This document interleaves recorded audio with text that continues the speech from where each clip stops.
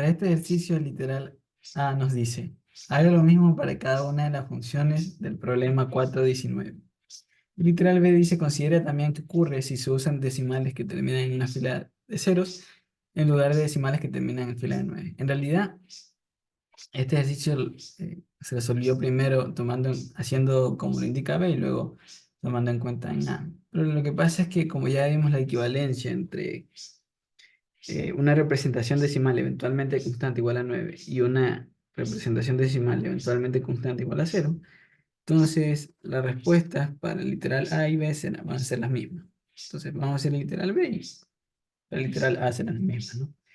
Bueno, el primer ítem era f definida como el primer número del desarrollo decimal de x. La función estaba definida así y habíamos demostrado en un ejercicio anterior que el límite de esta función existía para este conjunto. Este era el conjunto de números tales que no se hacían eventualmente nulos, o mejor dicho, tales que a partir de las centésimas no se hacía eventualmente nulo, sino que existía al menos un dígito a partir de las centésimas distinto de cero. Y como ya demostramos en un capítulo anterior, si el límite existe, entonces los unilaterales también, y de hecho coinciden. Entonces, ya directamente sabemos que este par existe en este conjunto. Ahora, si C es igual a N, vamos a estudiar ahora sí los casos en el que el límite en sí no existía. Vamos a ver qué pasa con los límites unilaterales. Si C es igual a N, vamos a tomar a delta como 0.1. Se tiene entonces que cada vez que la distancia entre A y X esté entre 0 y delta, reemplazando A por N tenemos esto, entonces se tiene que la distancia que N menos X está entre 0 y 0.1. Sumando menos N en cada lado, tenemos que menos X está entre menos N y 0,1 menos N. De manera que X está entre N y N menos 0,1. Y aquí sumando y restando 1 del lado derecho, tenemos que X está entre N y N menos 1 más 1 menos 0.1. Y esta cifra es lo mismo que 0.9, ¿no? Entonces X está entre N y N menos 1 más 0.9. De manera que su parte entera es igual a N menos 1. Ahora, entonces al hacer la diferencia entre X menos su parte entera, sería restar N menos 1 en cada extremo y nos quedaría que X menos su parte entera está entre 1 y 0.9. De manera que multiplicar por 10, eso está entre 10 y 9. Y por tanto, su parte entera tiene que ser 9. De manera que la resta es 0 y en particular si la pongo en valor absoluto es menor que un epsilon para cualquier epsilon positivo. Entonces el límite cuando x tiende a n por izquierda de f es igual a 9. Por otro lado, si ahora tomamos el límite por derecha, cuando a es igual a n, eso sería x menos n entre 0 y delta. Eso x menos n entre 0 y 0.1 tomando el mismo delta anterior y sumando n en cada lado tenemos que x está entre n y 0.1 más n. De manera que su parte entera es n. Al hacer la resta tenemos que x menos su parte entera ahora está entre 0 y 0.1. Multiplicando por 10 está entre 0 y 1 y por ende la parte entera es 0. De manera que la resta en valor absoluto es menor que un epsilon y por tanto el límite por derecha de cuando x tiende a n de f es igual a 0. Entonces existen los límites unilaterales en el caso de enteros. Ahora, si C es n más d por 10 a la menos 1, aquí, bueno, estoy tomando un n natural, no sé si acá lo mencioné. En realidad acá no importaba tomar el n como entero, o sea, aquí no hubo problemas. Pero en el otro ítem, aquí sí voy a tomar n como un número mayor o igual que 0 para que esta representación sea la de un número entero más un decimal. ¿Ya? De manera que sea un número decimal, sí, o sea, este d consiste en la parte decimal de este número entero. ¿Ya? Y ahora debe ser un dígito entre 1 y 9. Esto aquí, por poner un ejemplo, puede ser 3.1, 3.2, 3.3, 3.4. ¿Por qué basta considerar simplemente los no negativos? Porque ya habíamos visto que esta función era, era par, ¿verdad? La función, por la manera en que es descrita, es una función par. Entonces, si considero n mayor o igual que 0, perteneciendo a los enteros, eh, entonces, si los límites unilaterales para este existen, también lo existen para su versión negativa, ¿no? Ahora, tomando delta igual a 0,1, se tiene que la distancia entre c y x, c menos x está entre 0 y delta. De manera que, reemplazando el mismo delta, sería 0,1, entonces menos x está entre menos n menos d por 10 a la menos 1, y 0,1, que lo podemos escribir como 10 a la menos 1, menos n menos d por 10 a la menos 1. Ahora, restando menos 1 por 10 a la menos 1 en cada lado, llegamos a esta expresión. Y factorizando estos dos términos, tenemos que n más d menos 1 por 10 a la menos 1 es menor que x, y esto a su vez es menor que n más d por 10 a la menos 1. De manera que la parte entera de x debe ser igual a n. ¿Ya? ¿Por qué? Porque este número es menor que n más 1 y tenemos que es mayor que n, entonces su parte entera es n. Y bueno, entonces al hacer la diferencia tenemos que x menos parte entera es menor que d por 10 a la menos 1 y mayor que d menos 1 por 10 a la menos 1. Al multiplicar por 10, entonces tenemos que 10 por x menos parte entera está entre d menos 1 y d. Entonces su parte entera, ¿quién tiene que ser? Tiene que ser d menos 1. Entonces al hacer la resta, esto es nulo y por tanto menor que un epsilon, y por tanto el límite cuando x tiende a la izquierda, por izquierda, de n más d por 10 a la menos 1 de f es igual a d menos 1. Ya.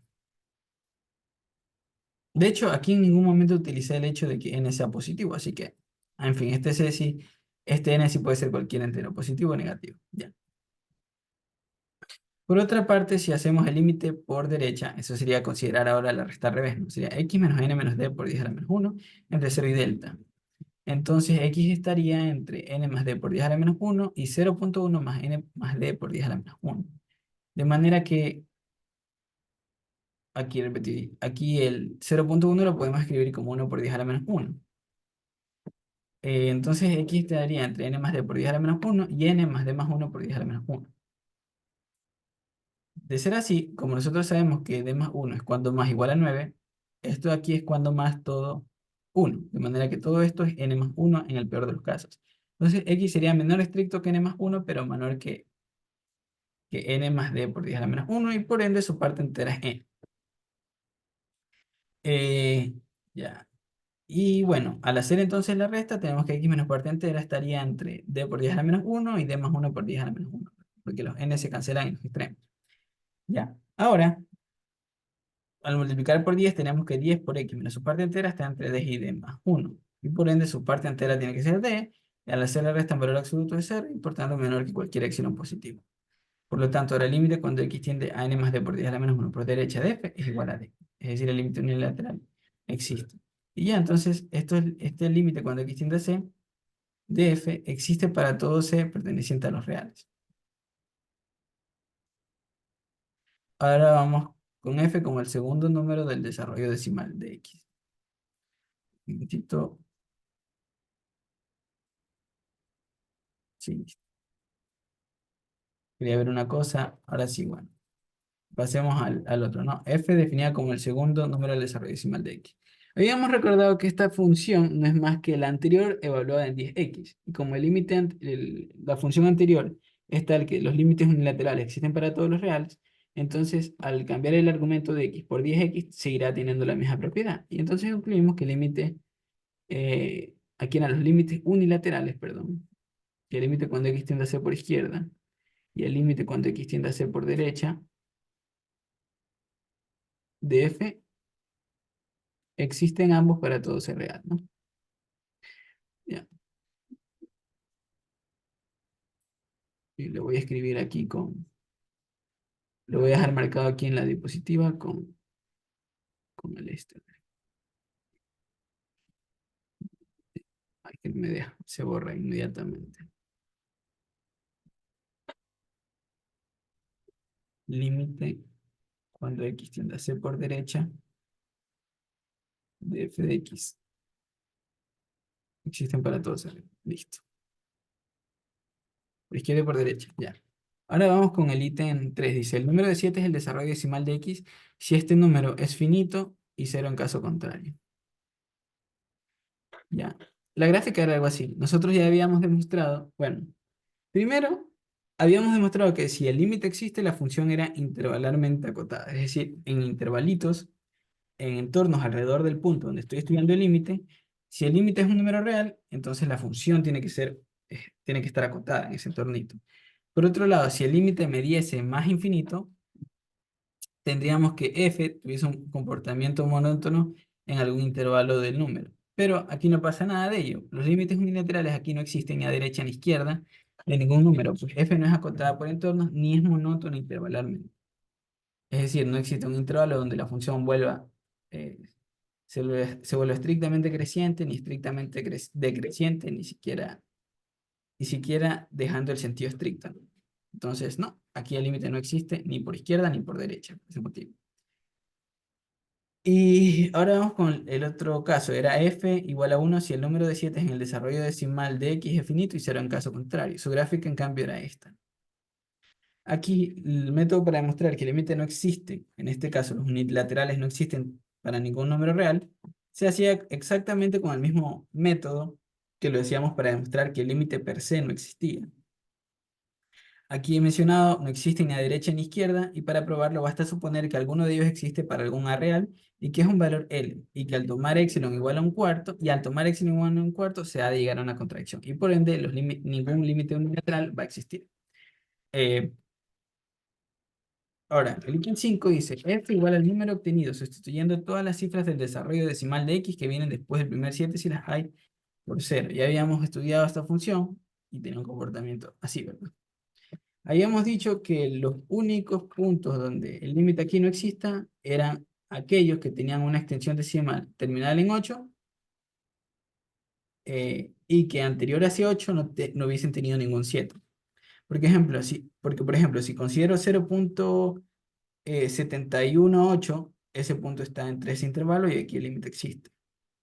La cuestión está cuando el número tiene una extensión decimal que no tiene ningún 7 en sus decimales, pero sí un 8. Entonces, como este límite existía en ese conjunto, los unilaterales también, ¿ya? Aquí especifiqué, ¿no? Cn distinto de 7 para n, para n, bueno, aquí puse para n natural, pero bastaba con decir para n entre 1 y k menos 1, ¿no? A partir de las décimas, ¿ya? Entonces sabemos que el peor de los casos es que aquí los límites unilaterales no existan, o alguno de ellos existe y el otro no. ¿Ya? Entonces aquí tenemos que demostrar o tenemos que probar que los límites unilaterales qué comportamiento tendrían. Entonces, mm, ya probamos que si C tiene esta forma, es decir, si es de ese tipo, ¿no? Con Cn distinto de 7 para n entre 1 y k menos 1, luego el límite cuando x tiende a c por izquierda de f era igual a esto. Esto ya se probó en el ejercicio anterior. Entonces ya hemos expandido nuestro conjunto de solución. Por otra parte, dado epsilon, veamos que tomando delta igual a 1 por 10 a la menos k menos 1, ojo, ¿quién es el k menos 1? Pues el mismo del índice acá.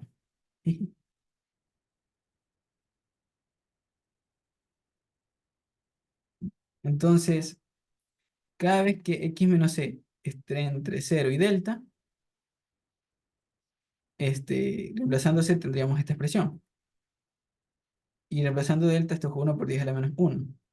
Ahora, si sumamos esta cantidad en cada lado, nos queda que esa cantidad es menor que x, y eso es menor que 1 más 10 por 10 a la menos k menos 1, más esta cantidad, ¿no?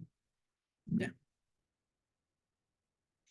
Pero fijémonos en lo siguiente. A ver, este número de por sí no tenía ningún 7 a partir de las décimas, contiene un 8 y después el 8 tiene un 1.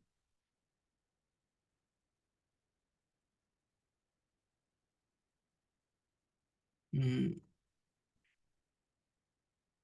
Y nosotros ya habíamos visto que esta función era monótona, creciente. O sea, lo que vale la función en este punto es menor o igual que lo que vale la función aquí y eso es menor o igual que lo que vale la función acá. Pero, ¿cómo se describía la función? Vamos a ver cómo se describía la función. El número obtenido sustituyendo todas las cifras del desarrollo decimal de x que vienen después del primer 7 por 0. Ok, pero hemos visto que aquí no hay ningún 7 en el desarrollo decimal. Entiéndase el desarrollo decimal a partir de las décimas, ¿no? Luego, por ejemplo, el 7,03 eh, no está allí porque el 7 no está en el lugar de la parte decimal, sino en la parte entera. Y entonces, este número, aquí no aparece ningún 7 en el desarrollo decimal y acá tampoco. Entonces, f evaluado en este punto me da el mismo punto al igual que acá. Entonces, estoy llegando a que f está entre estos dos valores. De manera que f menos f, si yo le resto estos valores que aparecen a izquierda y a derecha, tengo que su valor, que la resta en valor absoluto es menor o igual que 1 por 10 a la menos k menos 1. Pero este número es menor que epsilon. ¿Por qué? Porque K era el primer índice tal que epsilon era distinto, el primer índice en el desarrollo decimal de epsilon tal que fuese distinto de cero, ¿ya? Entonces, 1 por 10 a la menos K es menor o igual que epsilon, pero si ya pongo la menos K menos 1 ya es menor estricto que epsilon, ¿ya? Entonces, el límite cuando x tiende a ser por derecha de mi función, perdón, aquí cometí un errorcito, es este punto, ¿no? Es más, cometí un más aquí. Es esta suma más 8 por 10 a la menos K. Entonces, el límite por izquierda y por derecha existen para todo A real. Ahora vamos con el ítem 6. Dice f igual a 0 si uno no aparece en el desarrollo decimal de x y n si uno aparece por primera vez en el enésimo lugar. Su gráfica era algo así. Algo como esto, ¿verdad? Entonces hagámonos una idea. A ver, esta función en los intervalos que comienzan con 1 y terminan en un 2, siendo este el primer uno de la representación, entonces entre este intervalo tiene sentido que el límite exista porque la función tiene un comportamiento constante. Pero sin embargo, a la izquierda de los números que contienen un solo uno en su desarrollo decimal, parece que el límite no existiese porque la función toma valores disparatados, ¿verdad? Ya. A la izquierda parece que aquí no existe, a la derecha sí, y en los del 0.0 y en los que y en el 0.02, por ejemplo, aquí parece que por izquierda existe y por derecha no. Entonces vamos viendo cómo es este asunto. Resulta que ya demostramos que el límite existe si C tiene esta forma y es tal que existe R primer índice tal que C sub R es igual a 1 y existe un M mayor que R tal que C sub M es distinto de 0. Es decir, si tiene un 1 en su representación decimal, pero no se vuelve eventualmente nulo a partir de ese 1. ¿Ya? Ahora, si C tiene esta forma, bueno, con esto digo que si el límite existe aquí, los unilaterales también. ¿Ya? Si C tiene esta forma ahora, con C sub n distinto de 1 para n en este conjunto, digo para n en este conjunto porque es allí donde estoy viendo que no aparezca el 1 anterior a este 1. O sea, este es el único 1 que va a aparecer en la extensión decimal. Entonces, el límite cuando x tiende a ser por izquierda de f igual a L, sí, solo sí, para todo epsilon, bueno, ponemos la definición. Vamos a tomar epsilon igual a 1 medio y delta menor que 1 por 10 a la menos k. Recordemos que este K era el mismo como el que se definió en el ejercicio anterior. El primer índice del desarrollo decimal de epsilon, donde epsilon sub K era distinto de cero. Ya, entonces, eh, reemplazándose era este valor, más 1 por 10 a la menos K, menos X. Y esto es menor que, bueno, en este caso, perdón, el K es el mismo K que aparece acá, no tiene nada que ver con el epsilon. Ya, entonces, hemos reemplazado aquí C, el X y el delta. Entonces, tenemos que, restando esta expresión de los tres lados, tenemos aquí el negativo, menor que menos x, menor que el negativo acá, más 1 por 10 a la menos k. Entonces se cancelan estos dos términos. Aquí,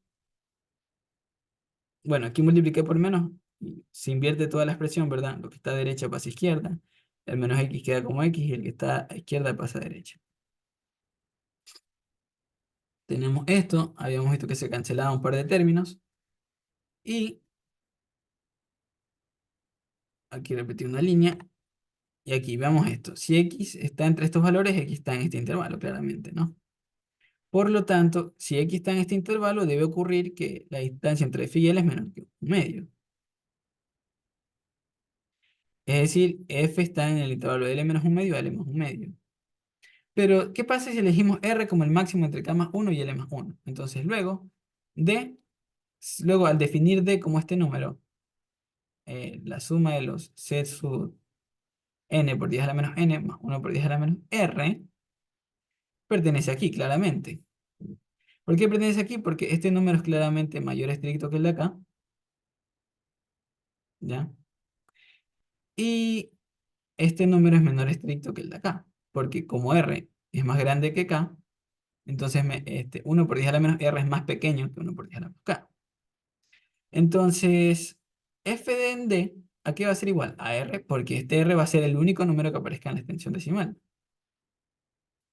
ya que esta expresión decimal la tenían en común con c y el c no tenía ningún 1 en su representación decimal en sí. Entonces, este r es por definición mayor o igual que L más 1. Y hay una contradicción, porque habíamos llegado que si todo número que estuviese en este intervalo era tal que fuese menor estricto que L más 1/2. Y aquí estamos llegando que es mayor que L más 1, era igual que L más 1. Entonces es una contradicción y por lo tanto el límite cuando x tiende a c por izquierda para este c no existe. Probemos ahora, sin embargo, que el límite cuando x tiende a c por derecha de f es igual a acá, o sea, existe y es igual a acá. Vamos a tomar a delta tal como ya vimos. Entonces la distancia entre x menos c sería reemplazar c por el valor y el delta por el que mencionamos.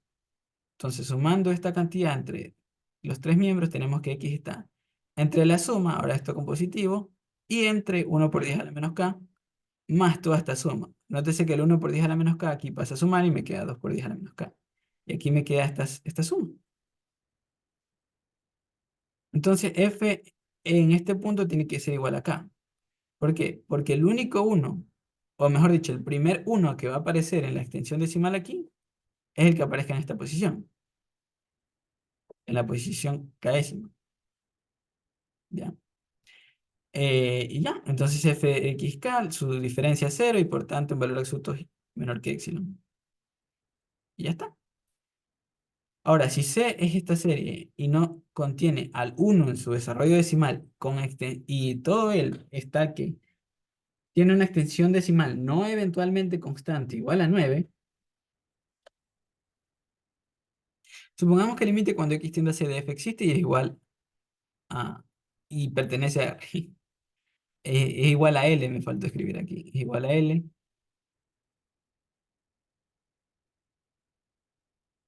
Uy, perdón. Ya, entonces, mm, si este límite existe, entonces se cumple esta definición, ¿no? Es decir, que cada vez que x esté en este intervalo debe estar aquí. Por lo tanto, y aquí ya me concentro en esta parte. Fijémonos que al tomar x entre c y c más delta, estoy tomando x por derecha de c. O sea, esto de aquí ya sería el límite por derecha.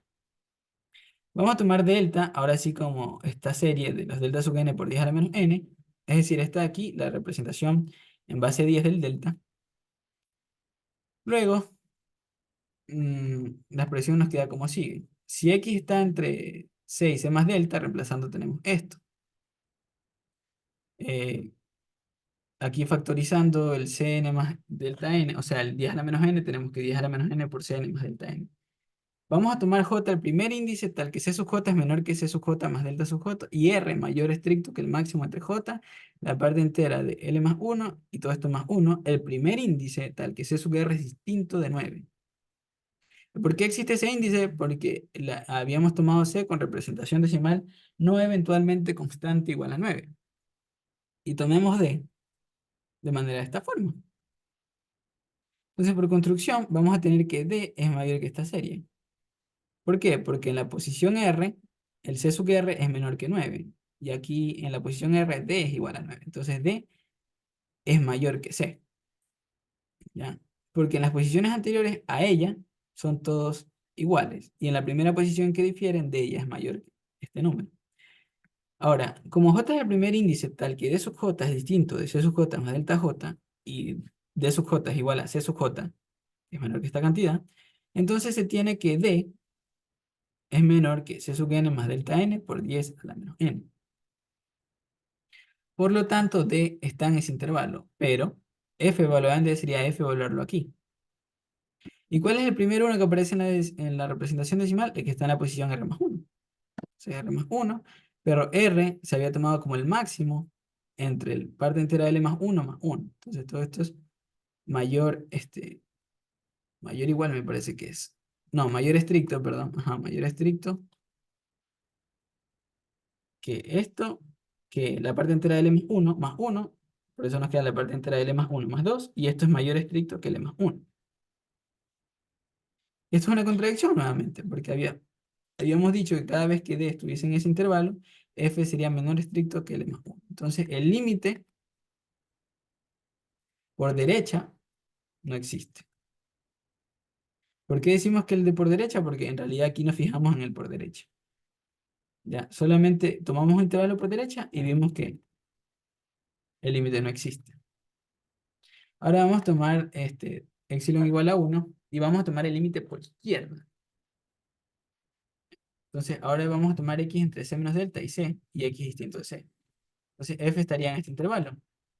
Pero si tomamos delta igual, tal como en el caso anterior, luego la expresión nos queda así. Esta es la expresión y se transforma en esta. Bueno, aquí x distinto de c, ¿no? Falta agregar. Ya. Entonces, esta expresión queda como c sub n menos delta n por 10 a la menos n. Y esto aquí lo dejamos tal cual.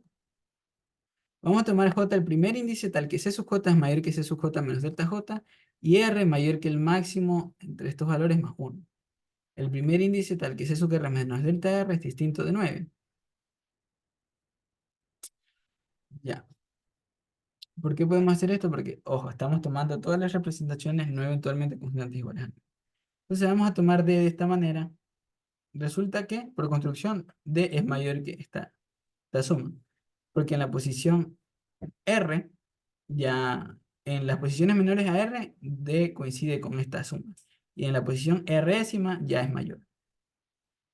Y también tenemos que D es menor que esta suma, porque claramente C sub n es mayor que C sub n menos delta n, ¿no? De hecho, en la posición Résima ya lo supera. Supera D. Entonces D pertenece a ese intervalo, perdón, aquí no era este intervalo, se me chispoteó. Era D perteneciente a una suma de C sub n menos delta n hasta la suma de los C sub n, perdón, por 10 a la menos n, por 10 a la menos n, y aquí la suma de los C sub n por 10 a la menos n, pero f evaluado ahí es mayor que L más 1. Entonces nuevamente hemos llegado a una contradicción. Por lo tanto, el límite por izquierda no existe. En resumen, los límites unilaterales existen si C tiene esta forma, es decir, una serie, y es tal que existe un primer índice con C sub r igual a 1 y no es eventualmente nula a partir de ese 1. El límite por derecha existe y es igual acá. Si C tiene esta forma, entonces si tiene un solo 1 en su representación decimal y a partir de allí se vuelve eventualmente nulo. Y no existen si C tiene esta forma de serie y no contiene al 1 en su desarrollo decimal, siempre que sea con extensión decimal, no eventualmente constante, igual a 9. Y bueno, para el literal A las respuestas son las mismas porque lo único que cambia son las representaciones de los números. Claro que si tomamos otra representación, la función evaluada en un punto puede cambiar. Por ejemplo, si tomo f evaluado en 0.99999, eh, al escribirlo así, me da el 0.99999. Pero si lo escribo como 0.1, también me da el mismo 0.1. Entonces, listo, las respuestas son las mismas. Y esto ha sido el ejercicio 28. Gracias.